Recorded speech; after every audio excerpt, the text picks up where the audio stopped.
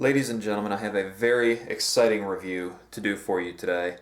Um, this is going to be a review of the Kinetic Research Group, or KRG's, Whiskey 3 chassis system for the Remington 700 rifle. Just a few minutes here, I'm going to be mounting this onto what you see behind me, my Remington 700P, and I'm going to be comparing the KRG to the Remington 700P's HS Precision stock that you see there. I think this is going to be a great addition, so stay tuned and we're going to get it installed on the rifle and I'll come back at you. A quick note, the company actually provided me with this stock just to test and demo and then to return to them. The stock is a blemished stock, which is why you see the X's on the bottom and on the top of the stock. Basically they have a kind of a purple anodizing on this fore end, but this does not come on all of their normal stocks. Their normal stocks are flat black and will appear just like the rest of the rifle. For those of you who have never heard of Kinetic Research Group, KRG is a business that was established by several members of the U.S. Army Special Forces. These guys brought together their passion for shooting and for firearms in order to conceptualize what I believe to be one of the better stocks that's out there today. It is important to note, and I don't have it in here at the moment, but the Whiskey 3 does accept your standard Accuracy International type magazines, and those magazines range anywhere from about $60 to well over $100. So the magazines for this rifle are expensive. However, with this type of rifle, I don't see folks buying 10, 15, 20 magazines like they do with your AR-15 type platforms, where you have to have several magazines filled up. I think a couple of magazines would really cut it. However, it is an additional expense on top of the overall cost of this stock. Next, what I kind of wanted to do is I wanted to zoom in and give you a kind of a close-up of the rear of the stock and show you some of the features and some of the ingenuity that KRG has put into the Whiskey 3 chassis. One of the main things is the adjustability. Okay, this can be adjusted completely for any type of shooter in a multitude of different ways that you don't typically see on some of the lower end stocks that are out there. One of the key features here is the cheek rest is adjustable for height and is locked in with the little twist wheel here. And you can see that just a simple little twist, and it's a pretty rigid rest. It's not going anywhere. It doesn't really have a whole heck of a lot of play to it. Up at the top there are 6 different screw holes. Okay, which means that you have about 3 different adjustments where you can move this whole piece forward or back. It's not a quick adjustment, however it does require an Allen key to be able to adjust that forward and back. Now, the buttstock also is adjustable both up and down and for cant. So this can actually be tilted at 15 degrees to the left or to the right depending on how it sits in your shoulder, which is one of the really unique features that I haven't really seen in a whole heck of a lot of stocks, is being able to adjust for that cant. Also, the rear stock can be adjusted for your length of pull simply by flicking these 2 cam locks, and then it can be slid in or out depending on your preferences. Now, one of the things I initially noticed with this is that when it's closed or locked up in any position, there's a little bit of wiggle room. Now, this wiggle room goes away, and the way you do that is there is an Allen key up here and down there, and they're basically set screws. And these set screws lock up this back stock and keep it from wiggling like that.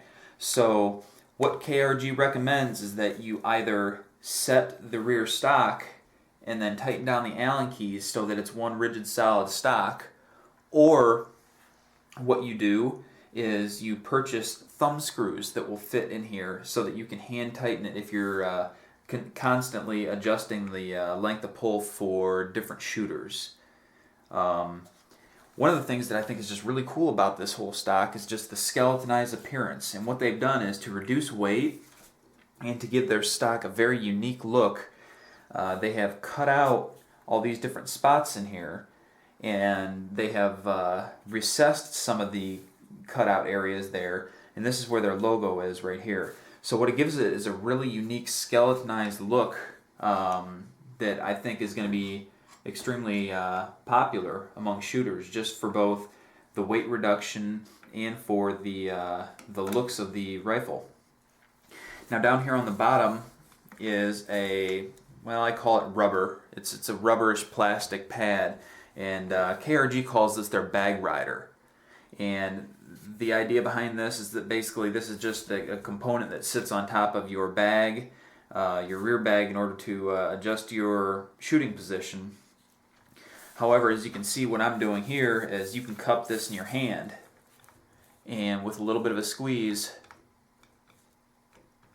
you can get that stock to go up and down. Now KRG also, in their Whiskey 3 chassis, they designed this for modularity, and what I mean by that is there are other components such as the Picatinny rail that I have not attached here, but will replace this component right there, which will allow you to put on your rear monopod if that's the type of shooting that you desire. Now moving along to the grip. One thing I like about the grip is it is a polymer palm swell as opposed to the aluminum on the rest of the chassis. The chassis itself is predominantly aluminum, however, the palm swell is a polymer which has a great feel to it, and it's not as cold as the rest of the chassis. If you feel the rest of the chassis, you can tell that it's a little bit cooler. It's a little bit more subjective to the temperature than your polymer grip. Now KRG is working on making a second grip, which I believe is a little bit smaller than the grip that comes on some of their rifles. So there are options if you want a smaller or a larger grip. I really like this grip. The one thing that I really like about this grip is the fact that this is almost a perfect 90-degree angle. Okay, that's just my personal preference. It's less traditional than a regular rifle stock. However, when I shoot, I like to put just the tips of my fingers on the top of that and just kind of rest my thumb. And what that does is that allows me to pull straight back into my shoulder without adding any kind of twist or cant to the rifle like some would like this. However, if you like to shoot it like that, it's very comfortable. There is a little indentation up here so that if you'd like to shoot thumbs up, you can place your thumb right there. And there is a little indentation down in here so that you can just lay your thumb across the side if that's what you prefer when you're shooting. So I wanted to show you the fore end of the rifle. You can see the size of the stock, and it's very hefty. It's very big. There's plenty of room underneath here in the floating area for larger and smaller barrels. So there's absolutely going to be no problems there for any Remington 700 owners. Now down here in the front, you do notice that there is an opening. This opening does go all the way through. My only concern with that would be that there's more of a possibility of getting dirt and debris down into this area and down into your action area. However, I believe KRG is possibly working on something to close this up. I'm not positive, don't quote me on it, but I believe that they have something in the works there. You'll notice that there are a lot of different mounting options here on the front, and KRG has placed strategic mounting points for different items on the fore end. Now in comparing the KRG Whiskey 3 to the HS Precision stock that comes on the Remington 700, there are obviously some notable differences. The HS Precision stock does not have the adjustment features that the Whiskey 3 does. It is not adjustable for combing height or length of pull adjustment. However, I did remedy this by building up my HS Precision stock in order to adjust for my combing height. However, length of pull is set based on what the manufacturer sends out. It's a standard stock length of combing that really can't be adjusted without cutting into the stock. One of the only really noticeable differences, and I think really the only downside that I'm seeing to the Whiskey 3 is just the weight. The HS Precision is an extremely light stock compared to the Whiskey 3. However, I think that the features of the Whiskey 3 by far are outweighing the negativity of having that higher weight. Also, I don't have very many accessories on my HS Precision stock, but if I had some more accessories on that HS Precision, I feel that the weight of the HS Precision would come closer to the weight of the Whiskey 3. Other than the weight, which can be a little bit cumbersome, I would imagine, in the field, I can't really think of any negatives that I found that's overbearing. I believe that the Whiskey 3 is a very well-built chassis. I've gone over the whole thing in detail. I can't find any major flaws as far as construction. It appears to be made of excellent parts with great fit and craftsmanship. And I believe the stock is going to probably serve you well, and if you do decide to purchase a stock like this, I don't think you'll be disappointed with the outcome.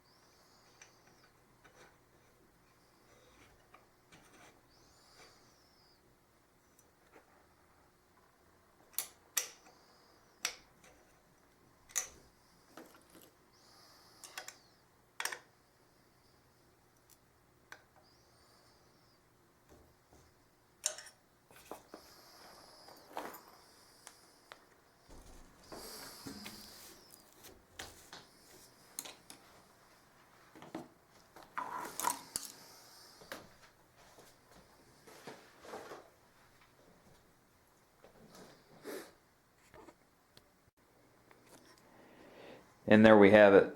So installation for me took about 20 minutes. I think the most difficult part of the installation was installing the front screw that goes right up in here. And the reason that was difficult is because you have to catch the two washers that are included with the kit on the inside of the fore end, and then bring them up and attach them to your action, and not really tighten it down, but just kind of get it snug enough to where it's going to hold everything together. While at the same time you have to be able to kind of balance your action on the top of the rifle and secure everything in place without having any cant in the action at all, because obviously you want the action sitting square with the fore end with the rest of the receiver. So there it is. It's looking good so far. Next step is going to be to take it to the range and test fire it, and then talk to you guys about some of the features.